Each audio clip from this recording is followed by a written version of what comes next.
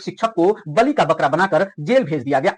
पलक झपकते ही दो शिक्षकों के बीच का एक सामान्य विवाद जिहाद और धर्म के चश्मे से दिखाया जाने लगा। इस सच्चाई तो यही है कि चाहे खान सर हो या रोशन आनंद, ये दोनों हमारे देश के बेहतरीन शिक्षक हैं और हमारी शान है। तो लोग जमीनी हकीकत जानते हैं, वो बखूबी समझ रहे हैं कि पेपर लीक के मुख्य मुद्दे को दबाने के लिए किस तरह से मीडिया का इस्तेमाल हुआ, कैसे जाति का रंग पोता गया और कैसे इसे अंत में हिंदू मुस्लिम बना दिया गया।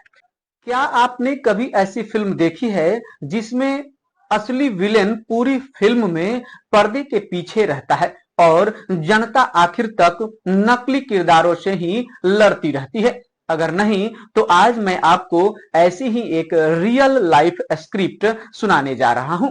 एक ऐसी स्क्रिप्ट जिसमें पेपर लीक का मुद्दा धीरे धीरे शिक्षक बनाम मीडिया बना, फिर कोचिंग बनाम कोचिंग बना, फिर जाति में बदला और आखिरकार हिंदू मुस्लिम तक पहुंच गया। सवाल सिर्फ इतना है कि क्या यह सब संयोग था या फिर एक सोची समझी पटकथा? क्या गजब की ऑस्कर विनिंग स्क्रिप्ट लिखी गई है भाई साहब। पर्दे के पीछे बैठे सिस्टम के डायरेक्टरों ने आम जनता और छात्रों को भटकाने का ऐसा चक्रव्यूह रचा कि बड़े बड़े फिल्म मेकर भी देखकर शर्म से पानी पानी हो जाएं। इस पूरे मास्टर स्ट्रोक की क्रोनोलॉजी को जरा ध्यान से समझिए कि कैसे एक पेपर लीक का मुद्दा घूमते घूमते हिंदू मुस्लिम तक पहुंच गया। शुरुआत में जब लगातार पर्चे लीक हो रहे थे तो पूरा देश, करोड़ों युवा, शिक्षक, स्वतंत्र पत्रकार और यूट्यूबर्स सड़क से लेकर सोशल मीडिया तक आग उगल रहे थे।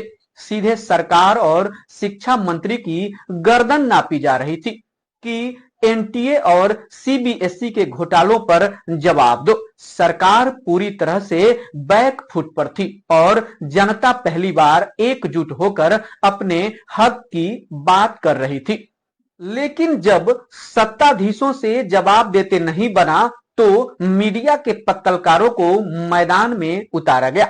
एसी स्टूडियो में बैठी अंजना ओम चाची ने सरेआम शिक्षकों को दो कौड़ी का कह दिया और बस यहीं से स्क्रिप्ट ने अपना पहला यू टर्न लिया। जो चर्चा कल तक पेपर लीक और शिक्षा मंत्री के इस्तीफे पर थी वो रातों रात शिक्षक बनाम गोदी मीडिया बन गई।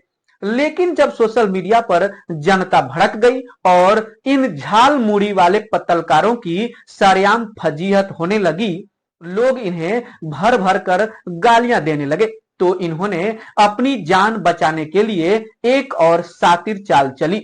रातों रात शिक्षकों से मुद्दा को हटाकर सीधा कोचिंग माफिया पर शिफ्ट कर दिया। यानी जो सिस्टम पेपर लीक माफिया पर घिर रहा था उसे बचाने के लिए बड़ी ही चालाकी से सारा ठिकरा कोचिंग माफिया के सिर फोड़ दिया गया और असली गुनहगार को चर्चा से ही गायब कर दिया गया। छात्रों की एकजुटता को तोड़ने के लिए फिर एक और तगड़ा ट्विस्ट लाया गया। विवाद को जानबूझकर दो बड़े कोचिंग संस्थानों और उनके शिक्षकों खान सर और ज्ञान बिंदु वाले रोशन आनंद सर के बीच मोड़ दिया गया। कोचिंग संस्थानों में थोड़ा बहुत मनमुटाव हर प्रोफेशन की तरह आम बात है, लेकिन इस बार इसमें एक शिक्षक को बलि का बकरा बनाकर जेल भेज दिया गया। नतीजा यह हुआ कि जो बच्चे कल तक पेपर लीक के खिलाफ एक साथ कंधे से कंधा मिलाकर लड़ रहे थे वो आज अलग अलग खेमों में बंटकर अपने अपने शिक्षकों के समर्थन में सड़क पर एक दूसरे से ही भिड़ने लगे।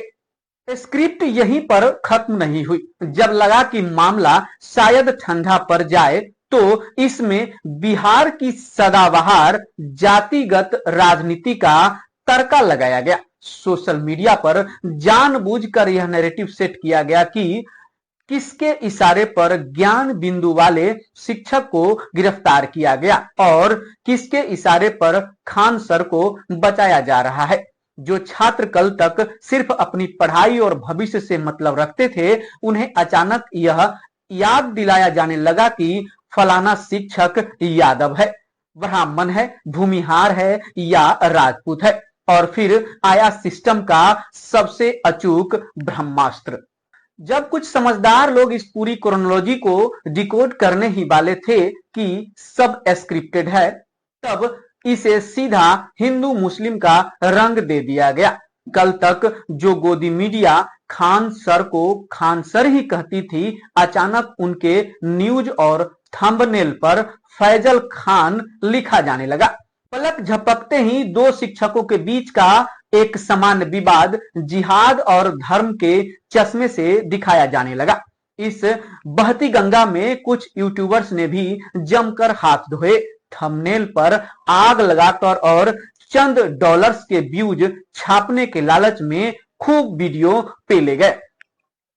किसके इशारे पर यह सब हो रहा है, इसका मास्टरमाइंड कौन है, यह तो भगवान ही जाने। लेकिन इन डिजिटल मठाधीशों ने व्यूज के लिए गुरुओं की जाति और धर्म खोजना शुरू कर दिया।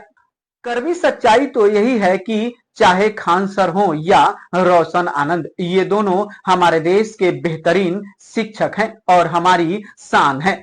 इस तरह शिक्षकों की जाति धर्म ढूंढना, शिक्षा के मंदिर में हिंदू मुस्लिम का जहर घोलना इस देश और समाज के लिए किसी कैंसर से कम नहीं है।